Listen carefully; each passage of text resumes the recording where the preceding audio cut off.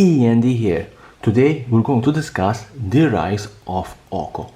OKO, Thief of Crowns, is the card of the standard meta game, the card that currently is dominating standard, and we're going to discuss the rise of this planeswalker.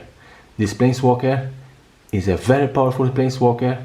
There are players, I'm a collector, I'm not a professional player, but professional players, they are comparing OKO Thief of Crowns as the most powerful planeswalker ever printed in Magic the Gathering. Obviously, you have a 3-drop with a 4 loyalty counter that is already a very powerful planeswalker that can come in the game by turn 2 in the current standard.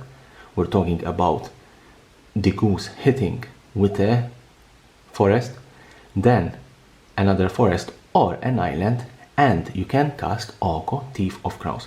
This is how powerful is this planeswalker.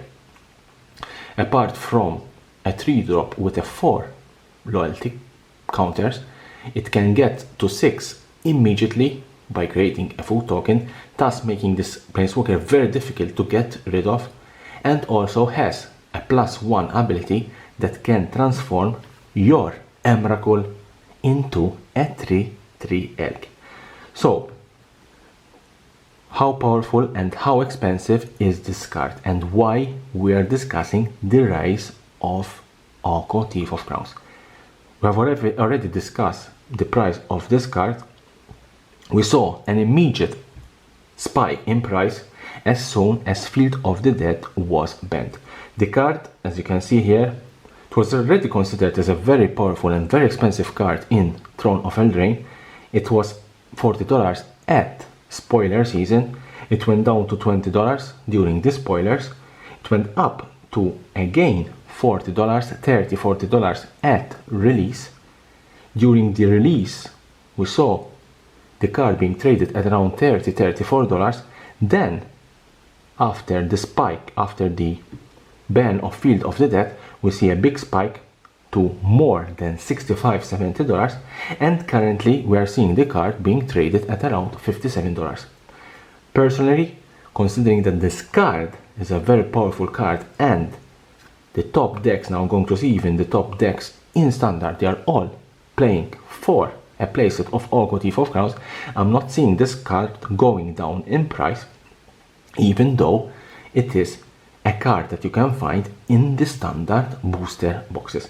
I'm not seeing this card going down in price. I'm seeing this card stabilizing at around $57–60 unless the card is banned, which there are already discussion if the card needs to be banned or not, or Teros Beyond That give us something more powerful or an answer to OKO Thief of Crowns.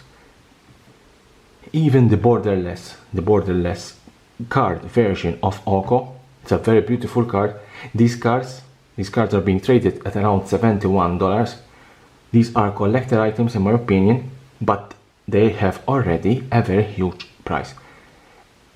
When Field of the Dead was banned, we saw this card spiking even more than $120. Currently it's being traded at around $71–72, which for a powerful planeswalker and a very difficult to find card, mythic, borderless, they are very difficult to find these type of cards. I'm seeing this price as quite reasonable considering that this is a collectible item. Borderless, showcases, these type of cards, in my opinion, they are collectible items. They are not items to be played with. If you want to play, I would use the normal OKO Thief of Crowns, but obviously no one can stop someone that wants to play a borderless planeswalker in his standard deck. Why we're seeing the rise of OKO Thief of Crowns? As you can see, this is the standard meta game. You can see that you have nearly 18% with Sultai Walkers that has 4 OKO Thief of Crowns, Simic Ramp another 17%, that is already 35% of the meta game, Bent Ramp another 9.48%, we just round to 10%, already 45%, and there are more OKO in the game. I have calculated that more than 50% of the decks running in the standard meta game, 50% of these decks, even more, have a playset of OKO Thief of Crowns. Sultai Walkers, as I said, OKO Thief of Crowns, there it is, for OKO, a playset. OKO is an important card for Sultai Walkers, it's an important card for these decks, and as I have shown you, 50% of the standard decks that are dominating standard have a playset of OKO. Can you imagine why we're talking and discussing the rise of OKO? This weekend's tournament, standard tournament, Tokai King Cup 8, Japan. First place, Simic Food, and guess how much OKO had in his deck? 4 OKO Thief of Crowns. Second place, Sultai, and guess how much OKO? 4 OKO, another playset of OKO. So during this tournament, first place, second place, both had a playset of OKO. Only this deck, the adventure deck, this didn't have any OKO, even the another Sultai with 4 OKO. Another tournament, CML Open, Black Lotus Ostrava. First place, Sultai Food, and guess how much OKO he had in his deck? 4 OKO Thief of Crowns. Second place, Bentrem, guess, 4 OKO Thief of Crowns. SML Open, Shanghai, China. First place, Simic Food, 4 OKO Thief of Crowns. Second place, Golgari Adventure. Third and fourth place, Sultai Food, 4 OKO Thief of Crown.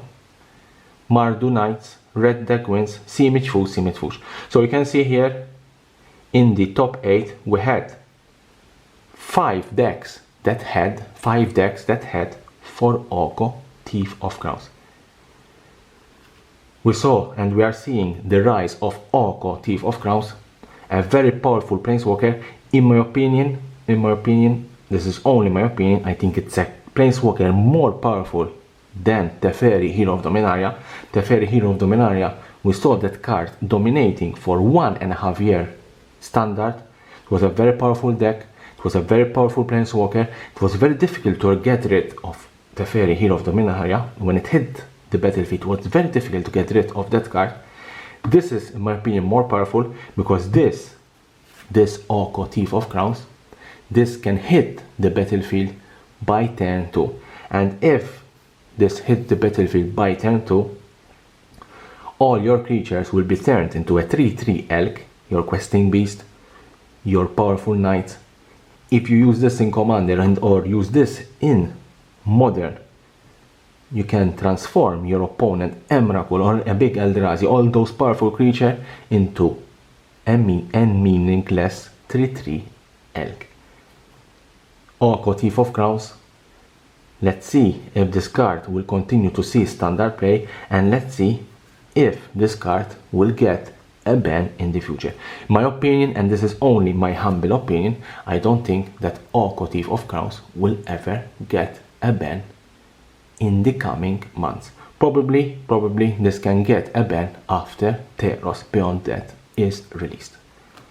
You can leave me a comment below what do you think about this card. If you think that OKO is a very powerful planeswalker and need to be banned, or if you think that OKO should remain in standard and we see more decks playing this card, and here there's my subscription button. Subscribe for my channel for more interesting videos about Magic the Gathering and the collectible world.